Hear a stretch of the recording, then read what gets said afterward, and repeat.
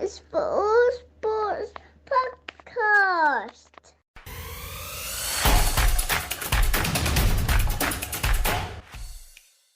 Right.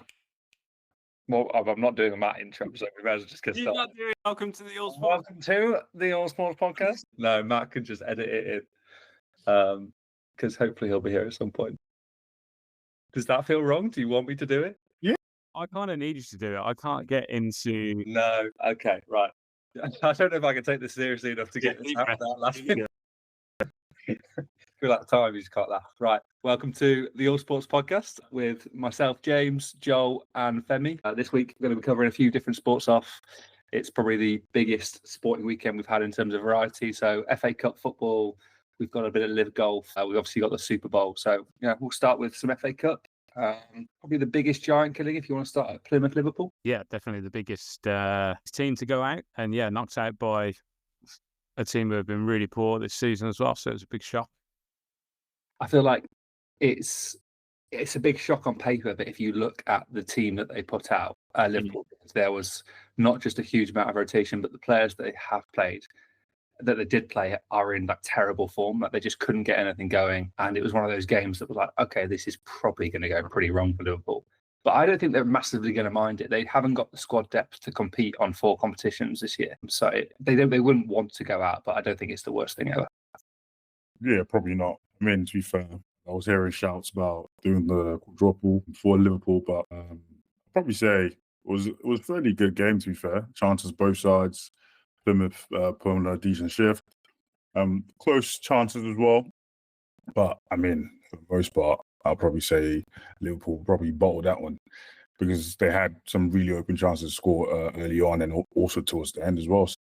Yeah, really, really good save right at the end, wasn't it? There were 2 really good saves, wasn't it, really? It just shows what the FA Cup's really all about, though, because Plymouth can't stop conceding in the league. I think they conceded something like 65 goals in the 30 games that they've played. But in the last 2 rounds, they've played Brentford, who had the best home record, I think, in Europe at the time. And then they played Liverpool, who were the best team in Europe and in England, and beat both teams without conceding a goal. So, yeah, it's just one that's a little bit weird to explain away. So they knocked Brentford out in the 3rd round as well, did they? Yeah, Brentford away. Yeah. I think they've beaten 1-0 Whittaker like a night. Yeah, it was very late, wasn't it? So they've had, that's what you want as like a lower league. They're not super low league, but those sort of runs are what, you remember seasons by. They've had a lot of bad watchings as well. They've been getting drubbed quite a lot this season in the Championship. So at least they'll have those 2 games to hold on to. Yeah. Got a soft spot for Plymouth because I had a great Football Manager save with them.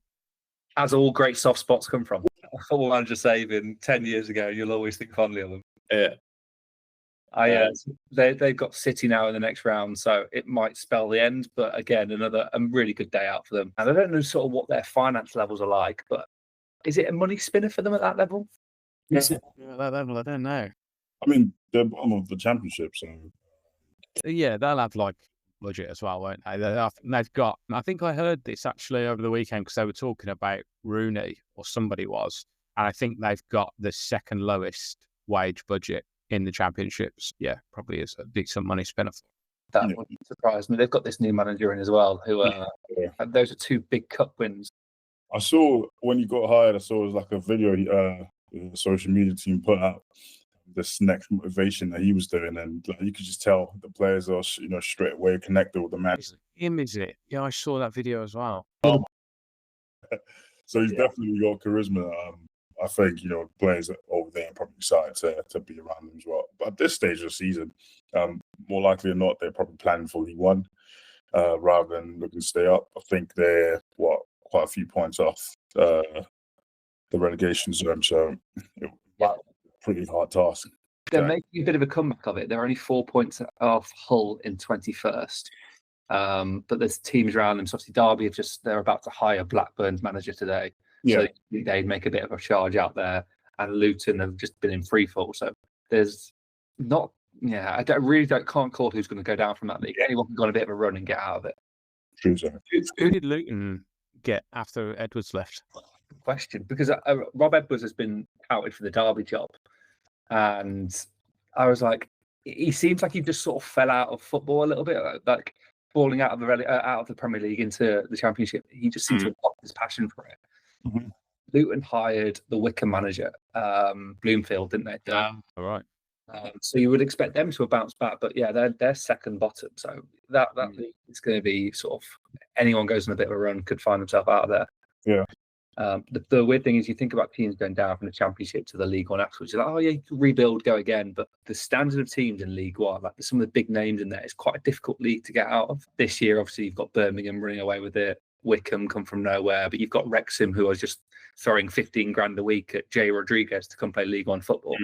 It's just there'll be really hard leagues to get out of. But yeah, manager at Plymouth seems like he's the right guy if they go down, and at least they've had a little cup run this season. What were the other big ties? Speaking of Birmingham, you mentioned Birmingham there. I mean, that was a proper, especially first half. Yeah, FA Cup. Ding dong FA Cup game that was. Yeah. Birmingham played Newcastle at home. It was 3-2. I think Birmingham, there's a bit of a contentious goal line decision for the winner. Yeah. Say that you don't have it in. It doesn't exist that low down. Does it not exist in the Championship or League One? It may do in the Championship. I don't think it exists at League 2 level, so I'd be surprised if it does at 1. But you'd think Birmingham would have it. You think Birmingham would have it? Birmingham League 2? No, they're in the League One. Yeah, I was going, I know it exists in Championship. Yeah, and I understand like VAR takes more setup and like you need more people and whatever. But the goal line tech is like, it's cameras and a watch, isn't it? Yeah. It should be something that, especially for the FA Cup, you think the amount of money that goes to the English game, they just say, right, we'll put it in every ground. So when we have these games, we know that we can use it. But yeah, no, because I've seen people think it might be across the line. I've not seen a single shot of it where I think, oh yeah, that's a goal. Definitely not conclusively. All I know is nowhere near in line. And he's looking through players. So yeah, you're right. He's definitely guessing.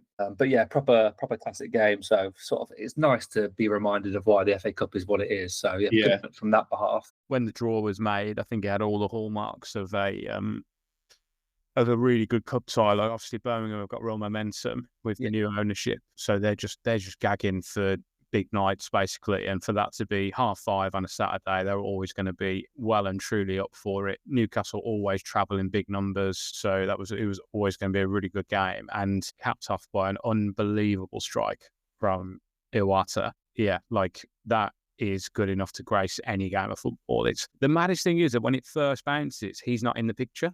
No, yeah, it's just game remembered by as well. You go, oh, you're always going to remember that Newcastle Birmingham game because of that goal. So yeah, it was.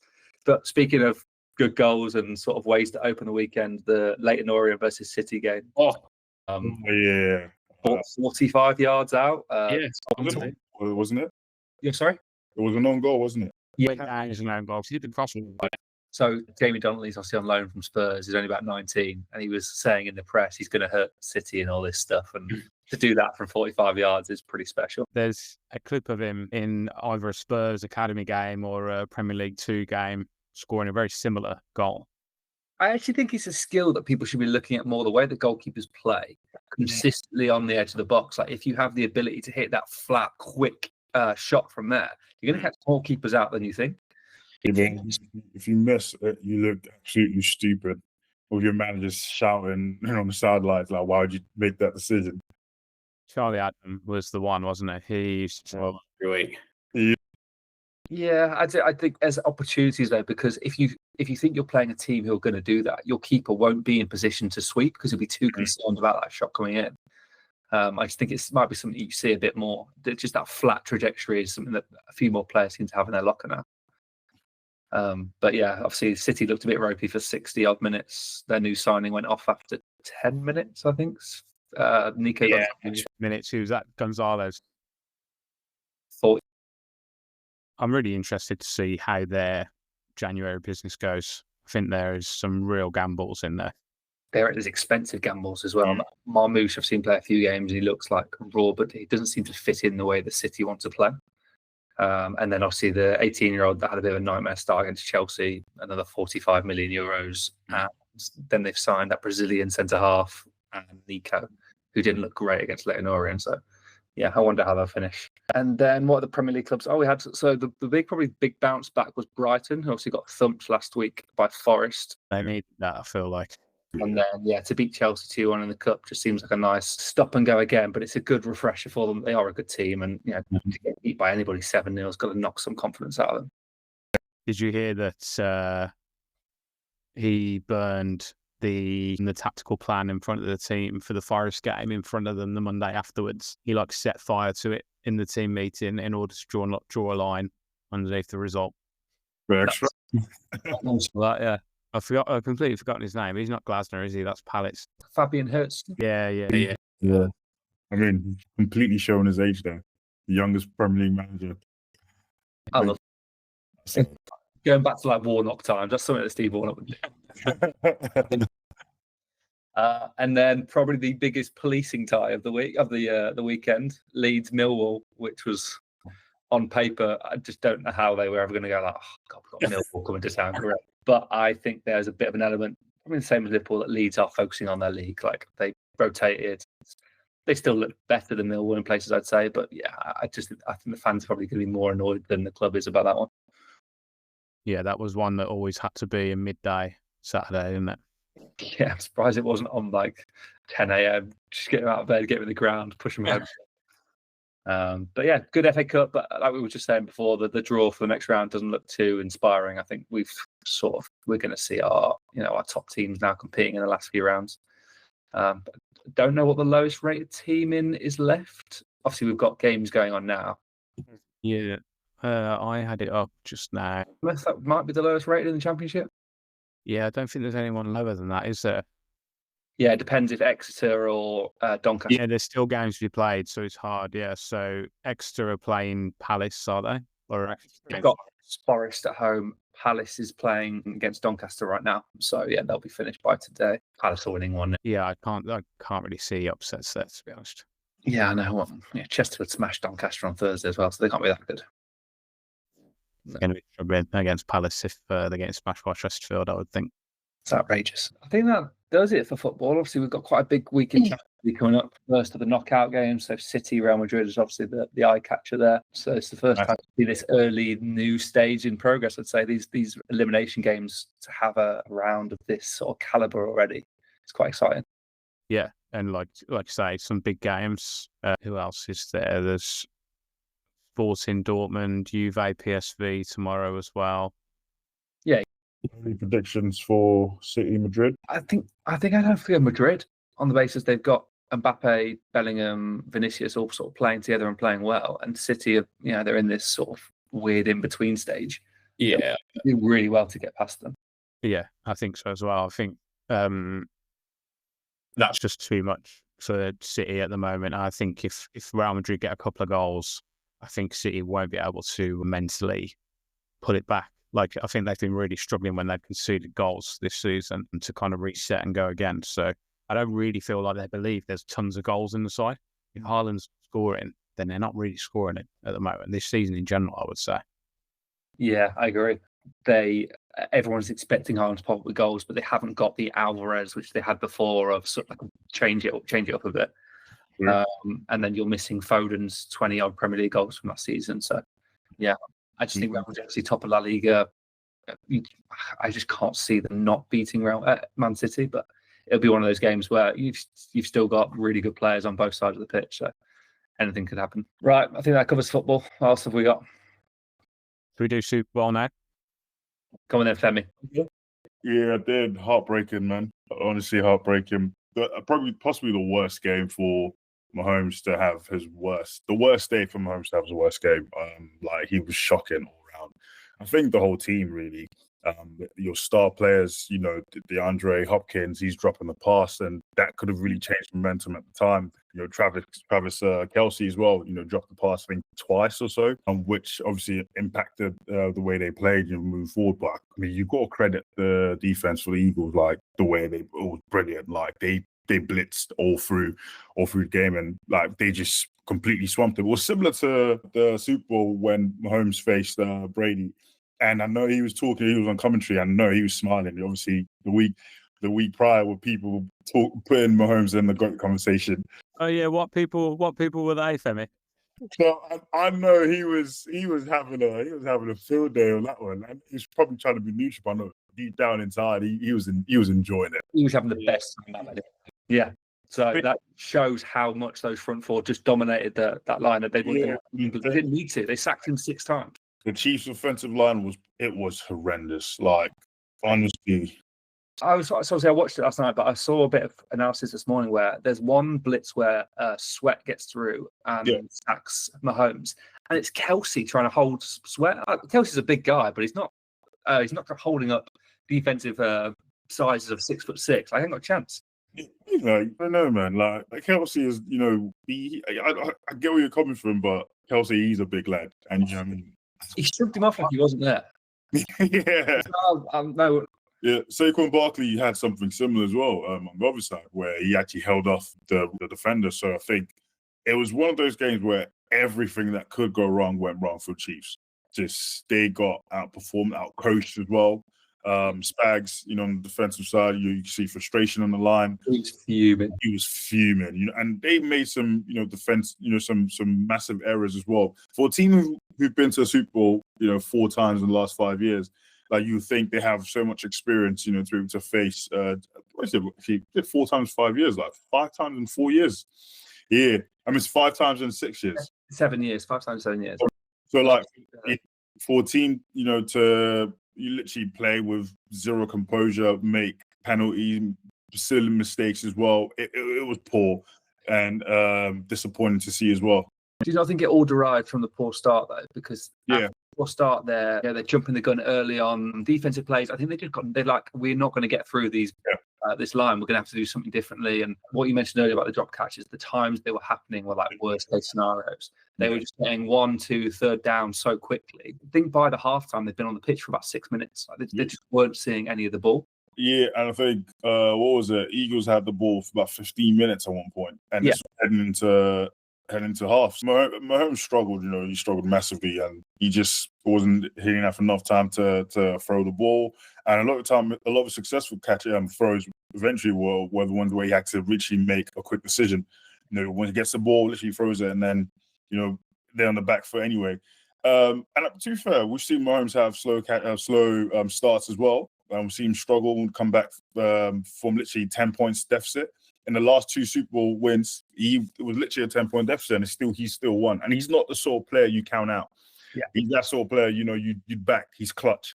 You know, you would literally 10 points, 15, 20, you'd still be fearful knowing Mahomes is literally going to throw the ball. So, but it's the Super Bowl final, you know, the team on the other side are equally as talented, probably more talented, you would argue. And so it was disappointing to see as a Chiefs fan as well. Seeing Mahomes at the end with the interview where he said, you know, he let the team down. You know, it's good to see. Hopefully this is like some next villain arc for him, where he just turns up and he's on a mad one, where he's just going all out, which is interesting to say, considering he's probably had the best start of any player. Yeah, you know, career-wise, you know, going to Super Bowls, literally, this is 5th one, isn't it? Yeah, but I think these players, like, a bit of adversity just adds to the story. Like if he just won his career, it would have been a bit boring. Like I think that's probably why a lot of people were sort of going against the Chiefs yesterday, because they want to see 3 years in a row the same winners, because a lot of the same team are together as well. So I think you made a good point about it wasn't just the Chiefs in that final. They didn't play badly. They did play badly, but they also got by with their own stories going on. Obviously, Jalen Hurts adopting Collins, that's one hell of a comeback to go and win a Super Bowl. Highly motivated team as well. Oh, mate, very motivated. And what's mad about it as well, Jalen Hurts, like his screensaver, I mean, this probably sounds slightly cringe, but still, to me, it's mad. Literally, his screensaver was the last Super Bowl that he made into the final where he actually lost. You see him stood there with the Chiefs fans, you know, just getting hyped up and celebrating. And to have that sort of motivation to know that, and that self-belief that you're going to come back. And when you do come back, you know, story's going to be different. Like, you know, it's massive to his mentality. And he's only 26, you know what I mean? Like, he's won it. I think there's still so much more to come from him as well. Saquon Barkley, amazing run. He didn't have a best game, interestingly. He had a slow start. They shut down the run really well. That was Yeah. the thing that they got right. And I saw someone say the Chiefs spent 2 weeks working out how to shut down Barkley and nobody else. Literally, but Hurts, he played lights out. He was brilliant all game. But the defensive side of it for the Eagles, man, honestly, it reminded me of the Baltimore Ravens back in the day, was that Shannon Sharp team with the Ray Lewis. And that strong defensive team that they used to have, it was similar vibes. That was what won them the Super Bowl. And I know the score was what, 40-22, but it really wasn't close. The game was over. Yeah, they were. It was just the second string out towards the end, wasn't it? Yeah. Like, it goes back to the old homage of defense wins championships, which they clearly showed. Like, they had the best defense in the league. They were just like athletic freaks. So yeah, it was a bit of a weird one to watch, because I think for the first quarter and a half, I was like, oh, slow start, but I think they'll come back into it. Every time they got a sniff, it was just shut down so fast. It's like, okay, this is a problem. It's just very interesting to say defense wins championships.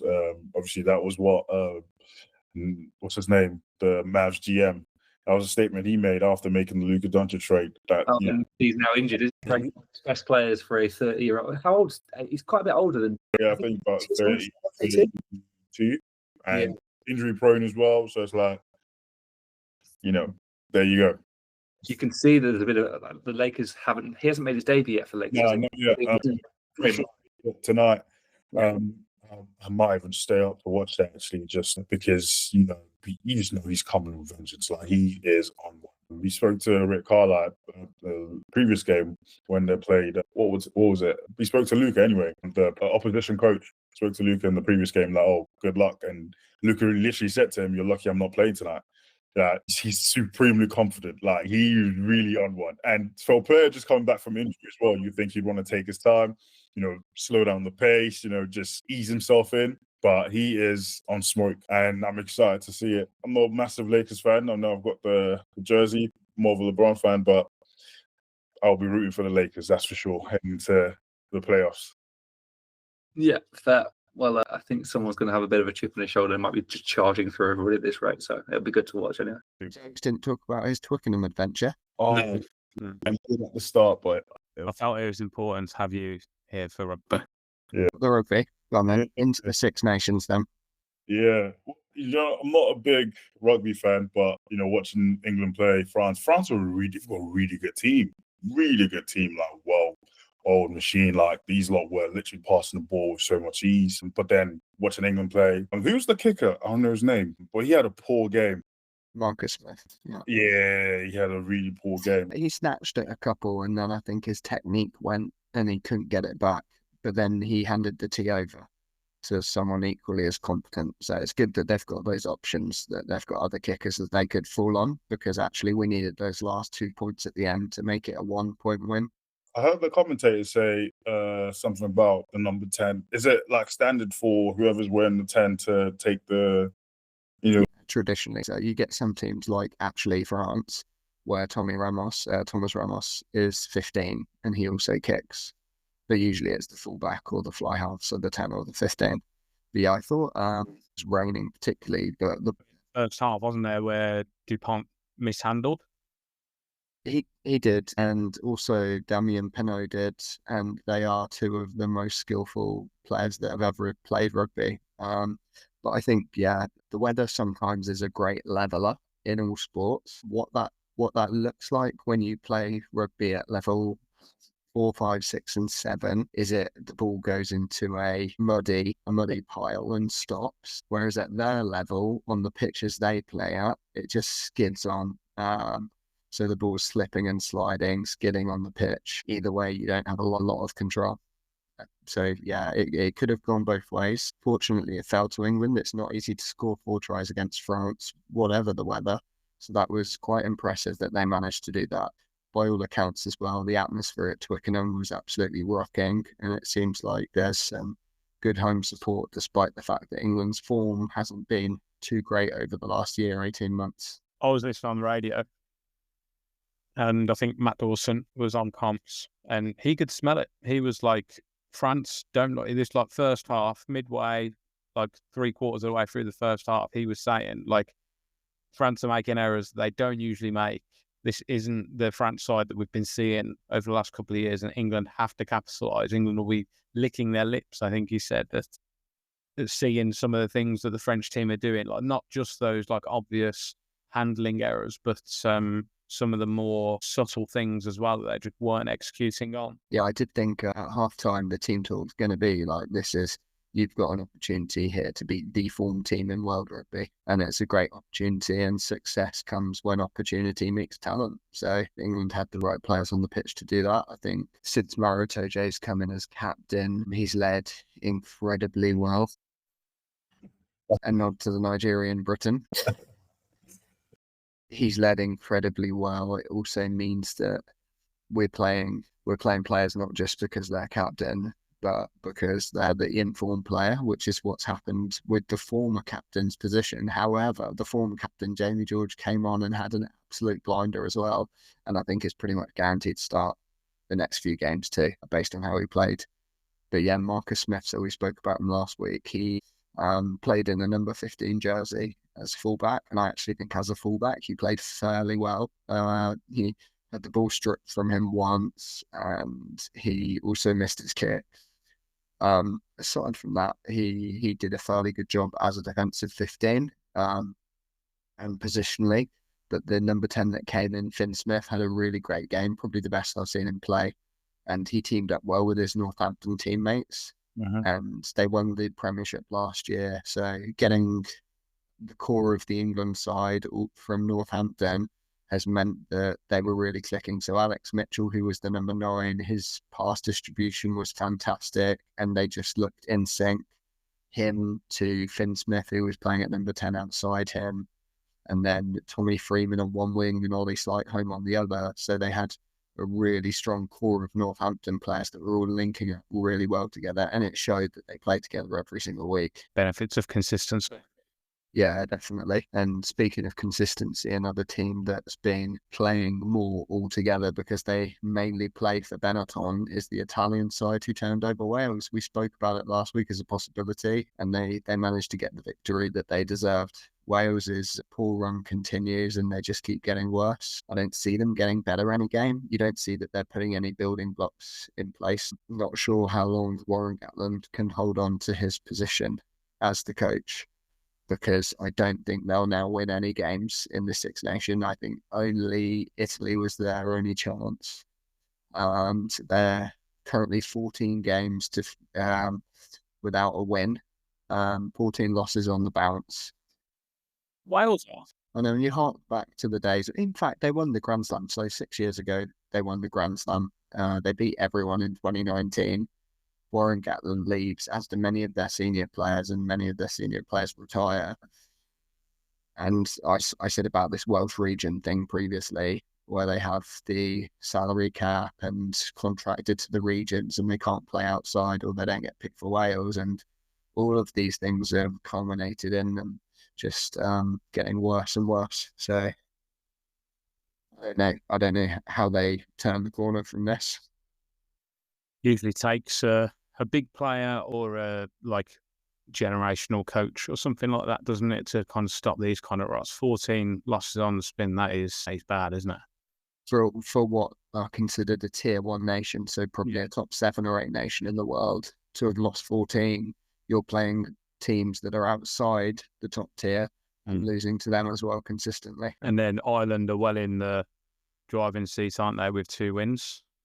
Yeah, they are. So this really hurt France's chance of winning the Six Nations. Ireland, as you said, well in with a shout. It's going to come down to the Ireland-France game, I think. Ireland never looked like losing against Scotland, and they never looked like losing against Scotland. Scotland have been in England's heads for the last few years, and similarly, Ireland have been in Scotland's, and they just don't look like they fancy themselves to win against them. They seem like they're in their shell a bit when they play against Ireland, where when they play against England, they are ferocious and explosive and up for the fight.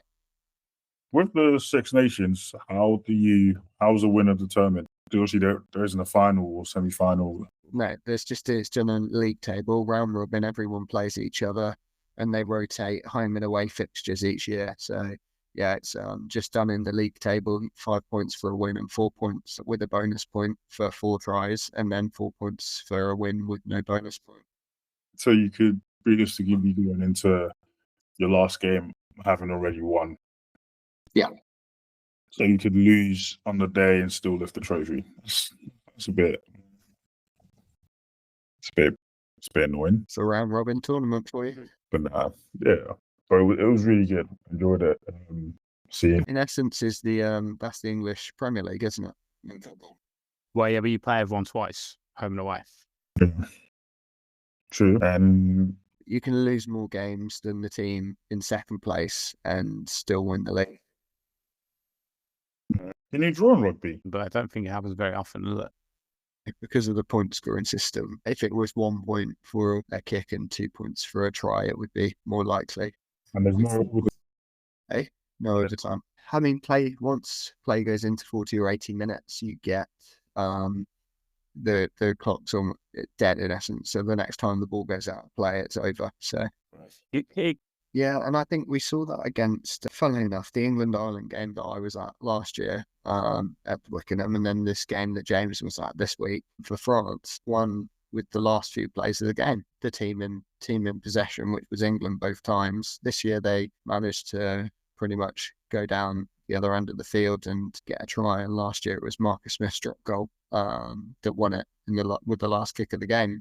Yeah, you get a lot of last kick or last kick of the game or last try of the game wins it in rugby. Well, at least. Yeah, that adds to the adrenaline and I guess the thrill of the game. So who copied who? The rugby copied NFL or the NFL copied rugby? No, it was obviously NFL was. Yeah, I think rugby's been around for a bit longer than NFL. Rugby was, as the story goes, was when the ball was picked up.